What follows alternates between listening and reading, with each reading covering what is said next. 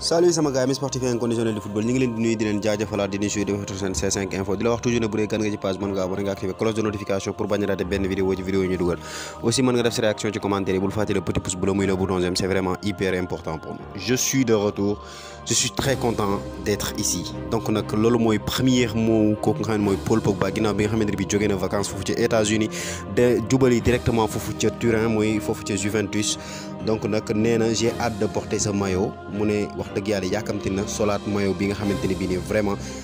day représenter lu bëree ci dundam surtout ci carrière sportive am donc nag moom nag dafa war a passer visite médicale am dès tey jii pour li nga xamante ni mooy officialiser signature am foofu ci Juventus de Turin donc nag tout en sachant que plus tôt dans la journée wala boo ko démb ci heure bi kooku nga xam ne mooy Angel Di Maria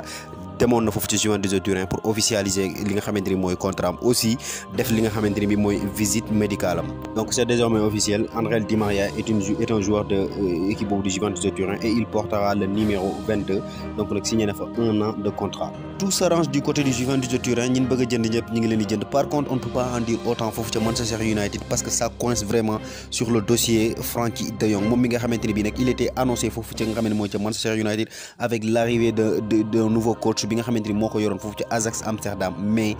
dafa mel ni rebondissement de situation am na ci dossier boobu parce que instant bi ñu toll instant bi selon le Daily Star Chelsea moo gën a jege pour recruter kooku nga xamante ni bi mooy Frenkie de Jong et vraiment le joueur n'est pas contre l'idée d'aller foofu nga xam ne mooy ci Chelsea. C'est simple, ce qui leur motive c'est simple, les grands joueurs sont tous presque pareils li leen di motiver mooy jouer li nga xam ne mooy Ligue des Champions surtout instant bi ñu toll ni Manchester joué wu Ligue des Champions donc c'est Chelsea qui joue la Ligue des Champions, c'est aussi simple que ça. Et le Barça compte bien en profiter pour inclure le deal Marcos Alonso César Azpilicueta. Barça nag dana profiter wu ci occasion bi pour defaale li nga xamante ne bii nii mooy deal entre ñoom ak Chelsea pour recruter ko nga xam ne mooy Marcos Alonso ak César Azpilicueta mi nga xamante ne bii nii Barça mi ngi topp ci ginnaawam di daw boobu ba léegi et que ñaari joueurs yooyu yëpp li ñu gën a bëgg instant bi ñu toll mooy jouer foofu ci Barcelone. ca Barça la ñuy rebondiraat encore une fois ak seen dernière offensive bi nga xamante ne bii lancé nañ ko pour recruter ko nga xam ne mooy Rafinha bi nekk Leeds United l'international brésilien donc nag mën nañu wax ne c'est presque un joueur blaugrana si on en croit aux médias espagnols donc nag instant bi ñu toll wax nañ ne Barça def na li nga xamante ni mooy offre officielle am de dernière offre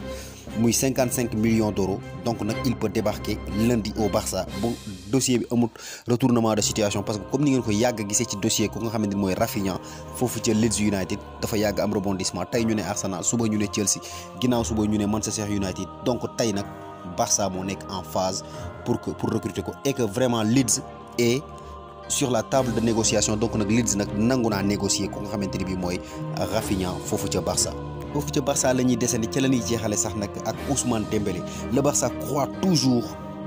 au retour d'Ousmane Dembélé donc nag Barça nag ñoom ñi ngi gëm ba léegi que ne Ousmane Dembélé war na mën a signé waat li nga xamante ni bii mooy contrat war na mën a prolonger li nga xamante ni bii mooy contrat am foofu nga xam ne mooy ca Barcelone donc nag xam ngeen ne il est libre de tout contrat depuis presque près de 10 jours et que proposition de prolongation yi nga xamante ni bii Barça def na ko yëpp da ko refusé woon ñoom ñëpp mais instant bii ñu toll selon Mundo Deportivo nag dernière proposition bi nga xamante ni bii Barça defal na ko instant bii ñu toll nii ñooñu di camp Dembélé accepté nañ ko. Ce n'est pas le cas wala boog ce n'est pas ce que révèlent d'autres journaux ñu ci mel ni journaux italiens yi ñoom ñi ngi xamle que ne Ousmane Dembélé mën na rebondir foofu ci Italie mais carrément Mundo Deportivo moom révélé na que ne kooku di Ousmane Dembélé ak ñooñu di waa Barcelone trouvé nañ un terrain d'entente pour un contrat qui buy dem ba 2024 donc nag le prix du salaire nag wala boog salaire bi définiruñ ko ci li nga xamante ni mooy journal bi. mais aussi bu ñu waxee ci ñi nga xamante ni bii ñooy des wala boog ñi signé seen contrat aussi dañuy wax ci ñi nga xamante ni bii ñooy dem parce que c'est officiel maintenant kooku nga xamante ni bii nii mooy